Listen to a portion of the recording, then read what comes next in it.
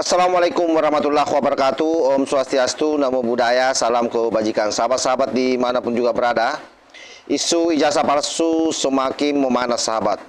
Bukan karena munculnya bukti baru, tapi karena arah manuvernya makin menjauh dari substansi hukum.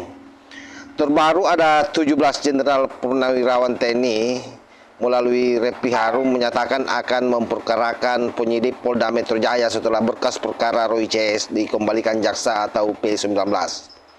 Sekilas terdengar serius, tapi kalau ditarik ke ranah hukum, justru muncul pertanyaan mendasar. Kenapa bukan pengacara Roy CS yang mengajukan pra-peradilan? Oleh sebab itu, sahabat-sahabat sekalian, mari kita bedah secara pelan-pelan, tapi sebelumnya kita akan melihat bagaimana cuplikan pernyataan daripada Refli Harun. Ini dia videonya.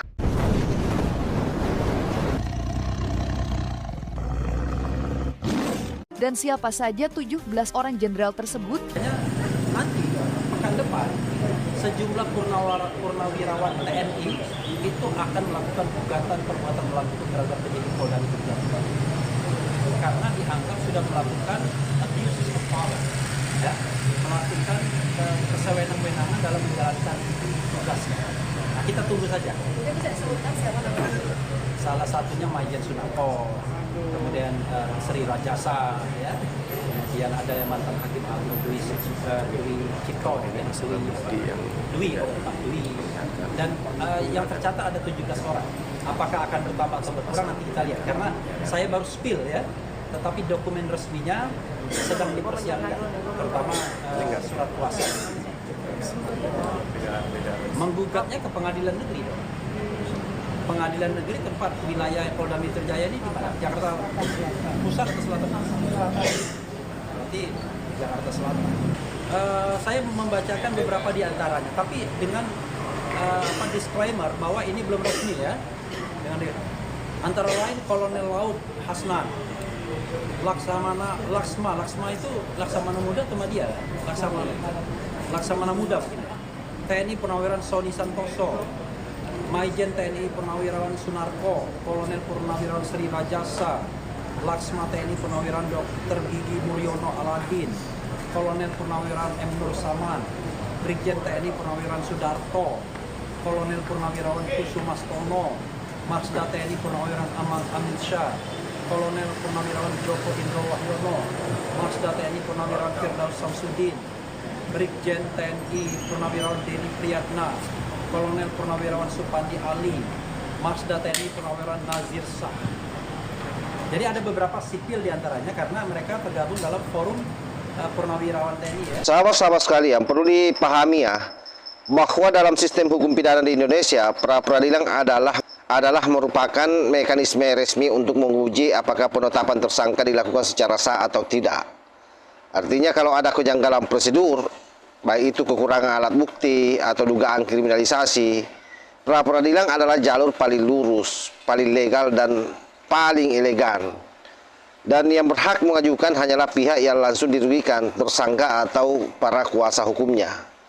Disinilah kejanggalan pertama muncul, sahabat. Alih-alih membawa perkara ke pra-peradilan, yang muncul justru dukungan simbolik dari para purnawirawan jenderal pecatang atau orang-orang yang kecewa, ya.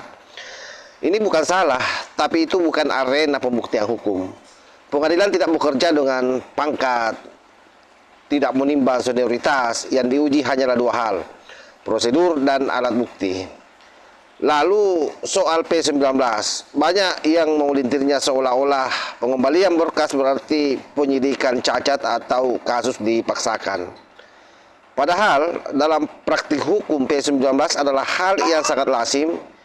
Itu adalah merupakan koreksi jaksa, bukan vonis bersalah terhadap penyidik. Kalau memang P19 dianggap bukti kriminalisasi, justru itu adalah merupakan amunisi emas untuk melakukan pra-peradilan. Tapi jalur itu tidak ditempuh. Sebaliknya, yang dipilih adalah memperkarakan penyidik. Tentu langkah ini lebih terasa sebagai tekanan opini dan psikologis, bukan uji kebenaran hukum. Menggeser fokus dari apakah tudingan itu terbukti menjadi apakah aparat ini adil. Padahal publik sebenarnya menunggu hal yang sederhana, bukti diuji di ruang sidang, bukan di ruang konferensi pers.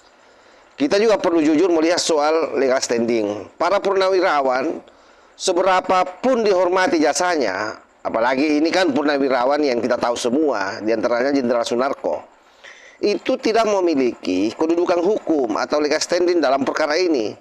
Yang menjadi subjek hukum tetap Roy CS sebagai tersangka. Karena itu, langkah para jenderal lebih tepat dibaca sebagai sikap politik atau moral, bukan langkah hukum yang sifatnya substantif. Nah, tentu di titik ini, masyarakat berhak bertanya, kalau memang yakin, kenapa tidak memilih jalur paling lurus? Kenapa memutar jauh melewati tekanan opini sebelum masuk ke pengadilan? Hukum seharusnya bekerja dalam sunyi, bukan dalam gaduh. Yang kuat bukan yang paling keras, tapi yang paling siap diuji. Dan sampai pada posisi ini, pertanyaan itu masih menggantung sahabat. Jika penetapan tersangka memang keliru, mengapa tidak pra-peradilan? Tidak pernah benar-benar diperjuangkan dengan baik. Oleh sebab itu, menjadi sangat wajar kalau hari ini banyak kemudian orang berpikir bahwa betul-betul ini murni karena politik. Rata-rata juga mereka yang sakit hati, inilah yang berjuang di samping kiri kanan Roy Suryo. Jenderal Sunarko CS bersama dengan kawan-kawannya, ya memang sudah lama teriak soal adili Jokowi, maksulkan Gibran. Dan boleh saja sahabat ya, ini terjadi karena ya 4 hari lalu ya atau minggu lalu ada 4 orang yang merasa oposisi itu dipanggil oleh Pak Prabowo dan Jenderal Sunarko tidak ada di dalamnya. Boleh jadi ini juga bagian daripada cara Jenderal Sunarko agar mungkin dipanggil oleh Pak Prabowo. Biasalah trik licik oleh orang-orang yang seolah-olah menentang padahal sebenarnya menjilat sahabat. Dan kita sangat terang soal itu ya. Bagaimana Jenderal Sunarko menyudutkan Gibran tapi kadang-kadang memuji-muji Pak Prabowo. Kelihatan bahwa orang ini lagi berupaya bagaimana supaya dia bisa dekat dengan Pak Prabowo tapi menyingkirkan Wapres Gibran Rakabuming Raka. Saya kira seperti itu sahabat. Wallahul muwaffiq ila aqwamit thoriq. Wassalamualaikum warahmatullahi wabarakatuh.